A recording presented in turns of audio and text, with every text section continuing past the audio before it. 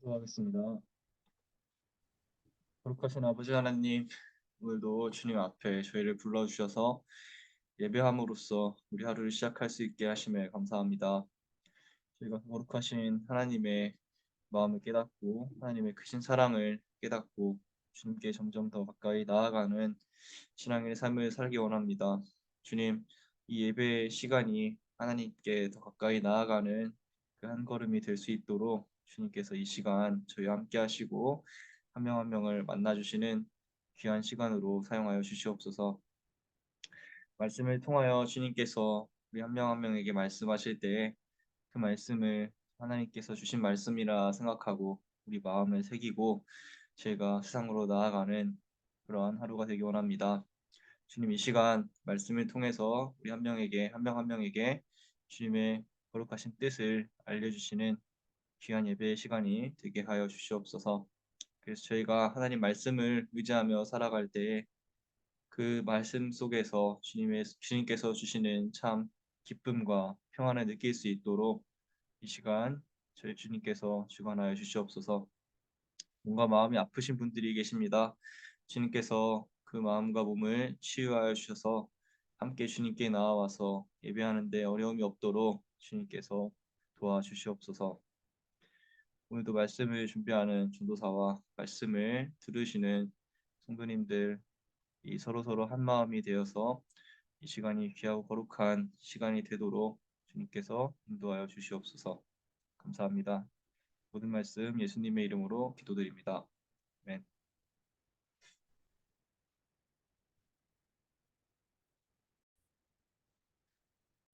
오늘 말씀 예레미야 30장 8절부터 15절까지 말씀입니다. 제가 읽을 때 여러분들도 마음속으로 함께 읽어주시면 감사하겠습니다. 나 만군의 주가 하는 말이다. 그날이 오면 내가 그의 목에서 멍에를 꺾고 그의 사슬을 끊어서 이방 사람들이 그를 더 이상 종으로 부리지 못하게 하겠다. 그러면 그들이 나 주를 자기들의 하나님으로 섬기며 내가 그들에게 일으켜 줄 다윗의 자손을 자기들의 왕으로 섬길 것이다. 나의 종 야곱아, 너는 두려워하지 말아라. 이스라엘아, 너는 무서워하지 말아라. 나 주의 말이다. 보아라, 내가 너를 먼 곳에서 구원하여 데려오고 포로로 잡혀 있는 땅에서 너의 자손을 구원할 것이니 야곱이 고향으로 돌아와서 평안하고 안정되게 살 것이며 아무런 위협도 받지 않고 살 것이다. 내가 너에게로 가서 너를 구원하겠다. 나 주의 말이다.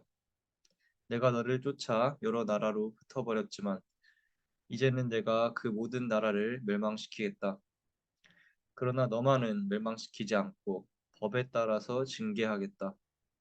나는 절대로 네가 벌을 면하게 하지는 않겠다.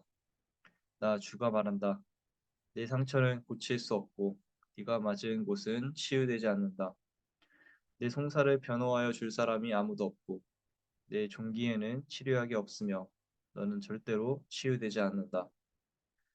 그래서 너를 사랑하던 사람들은 모두 너를 잊고 더 이상 너를 찾아오지 않는다. 내 죄악이 크고 허물이 많기 때문에 내가 원수를 치듯이 너를 치고 잔인한 자를 징계하듯이 너를 징계하였다. 그런데 어찌하여 너는 상처를 입었다고 부르짖고 고통이 가시지 않는다고 호소하느냐? 내 죄악이 크고 허물이 많아서 내가 이런 벌을 너에게 내린 것이다. 아멘.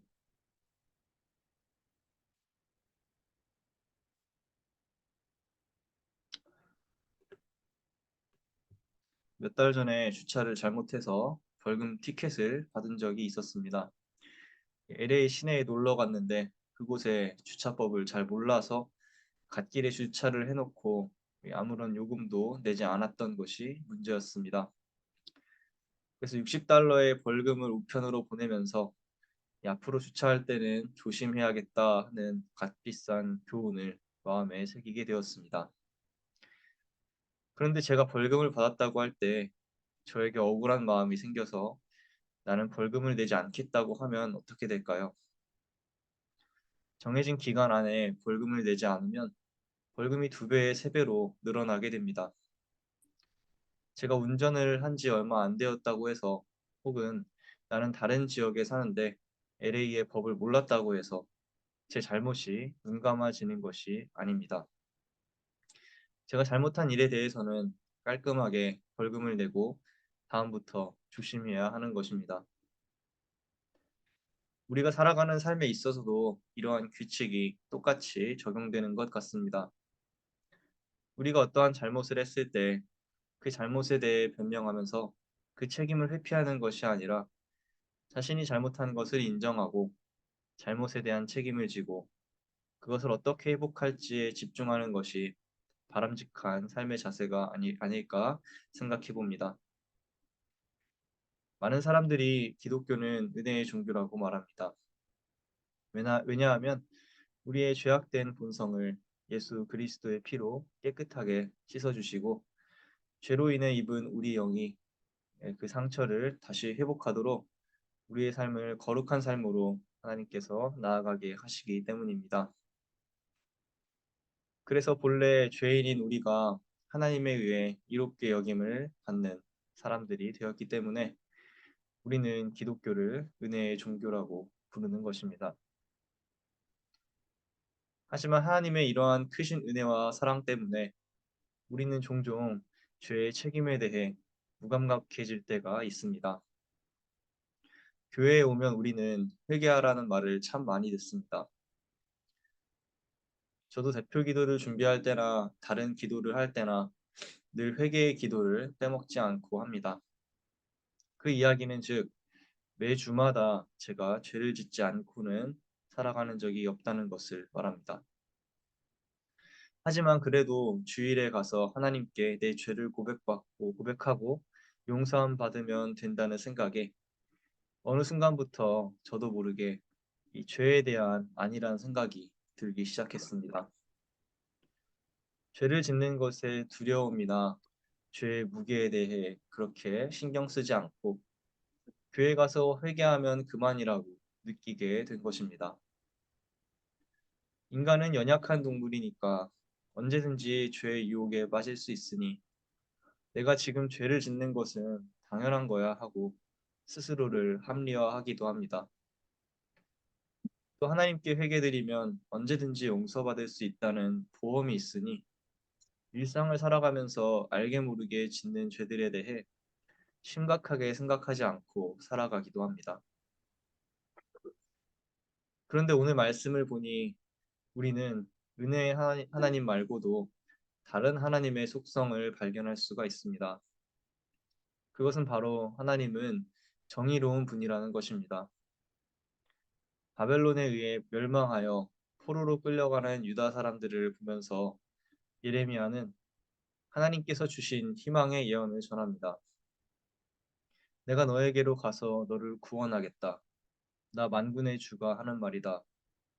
그날이 오면 내가 그의 목에서 멍에를 꺾고 그의 사슬을 끊어서 이방 사람들이 그를 더 이상 종으로 부리지 못하게 하겠다.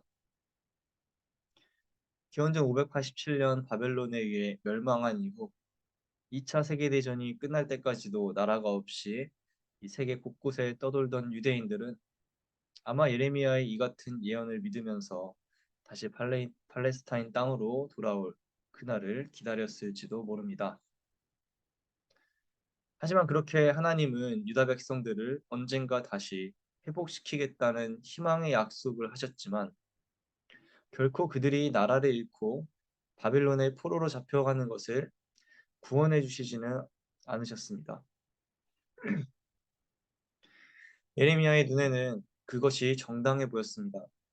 왜냐하면 유다 백성들은 하나님 앞에서 크게 범죄했기 때문입니다. 그래서 하나님은 오늘 말씀의 11절 이하부터 이렇게 말씀하십니다. 그러나 너만은 멸망시키지 않고 법에 따라서 징계하겠다. 나는 절대로 네가 벌을 면하게 하지는 않겠다. 그래서 너를 사랑하던 사람들은 모두 너를 잊고 더 이상 너를 찾아오지 않는다. 내 죄악이 크고 허물이 많기 때문에 내가 원수를 치듯이 너를 치고 잔인한 자를 징계하듯이 너를 징계하였다. 그런데 어찌하여 너는 상처를 입었다고 부르짖고 고통이 가시지 않는다고 호소하느냐? 내 죄악이 크고 허물이 많아서 내가 이런 벌을 너에게 내린 것이다. 하나님은 우리의 죄를 용서하여 주시는 은혜의 하나님이시지만 동시에 우리가 지은 잘못에 대해 스스로 책임을 지게 하시는 정의로운 분이시기도 합니다. 그러므로 우리가 하나님은 정의롭고 공정하신 분이라는 사실을 믿는다면 우리도 그러한 하나님을 본받아 정의롭고 공정하게 살아가야 할 것입니다. 예를 들어 만약 누군가에게 잘못을 저질렀다면 겸손하게 잘못했다고 인정하며 그 잘못에 대한 벌을 겸허히 받고 잘못으로 인해 깨진 관계를 회복하기 위해 노력해야 할 것입니다. 동시에 죄에 대한 경각심을 가지며 주님이 주시는 능력으로 늘 거룩하게 살기 위해 날마다 말씀과 기도로 무장하며 살아가야 할 것입니다. 그것이 하나님께서 우리에게 원하시는 정의롭고 공정한 삶의 모습입니다. 레위기를 보면 속건제라는 것이 등장합니다. 속건제는 죄를 용서받기 위해 드리는 제사인데 특별히 남의 재물에 손해를 끼쳤을 때 그것에 대한 배상의 성격이 강한 제사입니다. 레위기 5장 14절부터 6장 7절에 의하면 속건제는 특별히 11조나 헌물을 도적질하는 등 하나님의 성물에 대하여 범죄하였거나 다른 사람에게 범죄하여 남의 물건에 손해를 끼쳤을 경우 그 물건의 가치의 5분의 1, 즉 20%를 더하여 배상을 한 후에 그 범죄에 대한 어, 죄에 대해서 흠없는 양을 속건 제물로 드려서 속죄하는 제사입니다. 하나님께서 정의로우신 것처럼 하나님을 따르는 사람들의 삶에도 이 정의로움이 있어야 한다는 것이 이 속건제를 통해서 드러나는 것 같습니다. 그러한 정의로운 하나님을 알게 될 때 우리는 또한 이 죄의 심각성에 대해서도 되돌아볼 수 있게 됩니다. 내가 짓는 죄들에 대해 회개할 때마다 늘 용서하시는 은혜의 하나님을 경험하는 것도 좋지만 만약 내가 그러한 하나님의 은혜에 안주하여 계속해서 죄를 짓는 것을 멈추지 못하며 살아간다면 하나님께서 불시에 그에 대한 책임을 지게 하실 수도 있다는 그러한 정의의 하나님을 우리는 또한 기억해야 할 것입니다. 유튜브에서 이 천종호라는 판사가 소년범들을 판결하는 영상을 본 적이 있습니다. 소년범들이 아무리 울면서 애원해도 판사는 눈 하나 깜빡하지 않고 안 돼, 돌아가 하고 말하며 그들이 지은 죄에 대해 응당한 대가를 치르도록 판결을 내렸습니다. 그는 학생들이 자신들의 잘못을 깨닫고 반성하게 하도록 그렇게 한다고 이야기를 했습니다. 하나님을 따르지 않고 우상을 섬기며 죄를 짓던 유다 백성들이 바벨론의 포로가 되어 끌려가는 것을 바라보는 그 예레미야의 마음이 아마 이 천종호 판사의 마음과 같았을 것입니다. 정의로우신 하나님께서 유다 백성들이 자신들의 죄의 값을 치르게 하시는 것을 보며 눈물을 흘렸지만 한편으로 그들을 회복시키실 것이라는 하나님의 희망의 그 약속이 그 예레미야의 마음을 위로했을 것입니다. 정의로우신 하나님을 기억하며 나의 삶을 주님의 정의가 살아나는 거룩한 삶이 되게 해달라고 기도하는 우리 모두가 되면 좋겠습니다. 자꾸만 반복되는 죄악에 지는 것이 아니라 내가 아닌 주님의 능력으로 죄의 사슬을 끊고 주님과 동행하는 삶을 살게 해달라고 기도하면 좋겠습니다. 정의로우신 하나님께서 여러분 한 분 한 분이 주님의 사랑과 정의를 이 땅에 실현하는 멋진 인생을 살아가도록 도우실 것이라고 확신합니다. 기도하겠습니다. 정의로우신 아버지 하나님, 오늘 예레미야 말씀을 통해서 하나님께서 유다 백성들을 징계하시는 모습을 저희가 보게 되었습니다. 하나님, 주님께서는 유다 백성들을 언젠가 회복시키실 것이라는 희망의 메시지를 주셨지만 그들이 징계를 받는 것을 결코 피하게 하지는 않으셨습니다. 왜냐하면 하나님께서는 정의로우신 분이기 때문에 그들이 받은 죄에 대해서 그 대가를 치르도록 하셨기 때문입니다. 하나님, 저희도 삶을 살아가면서 은혜의 주님을 기억하며 주님께서 언제나 저희 죄를 용서하여 주시고 저희를 사랑으로 품어주시는 그 은혜로운 주님의 사랑 때문에 저희가 때로는 저희 삶 가운데 일어나는 죄악된 것들이나 어떤 죄의 유혹 가운데 있을 때 그것에 너무나 안일하게 생각하며 쉽게 빠지지는 않았는가 저희가 이 시간 되돌아봅니다. 주님, 저희가 거룩하신 주님을 본받아서 정의로운 주님을 본받아서 저희 삶 가운데 죄악된 것들에 빠지는 것이 아니라 오히려 저희 삶 가운데 있는 죄의 유혹에 더욱더 민감하게 반응하여 저희가 그런 것들을 끊어내고 거룩하신 아버지 하나님의 말씀을 따라서 살 수 있도록 주님 저희 함께 하시고 도와주시옵소서. 그래서 저희가 하나님께 늘 칭찬받는 거룩한 하나님의 백성으로 이 남은 삶의 인생을 살아갈 수 있도록 주님께서 늘 지키고 보호하여 주시옵소서. 감사합니다. 오늘도 이 말씀을 가지고 저희가 세상으로 나아갈 때 우리 성도님들 한 분 한 분의 삶 가운데에서 하나님의 정의가 드러나는 하나님의 그 사랑이 드러나는 귀하고 거룩한 삶을 살아갈 수 있도록 인도하여 주시옵소서. 감사합니다. 이 모든 말씀 예수님의 이름으로 기도합니다. 아멘. 감사합니다. 이 시간에는 자유롭게 기도하시겠습니다.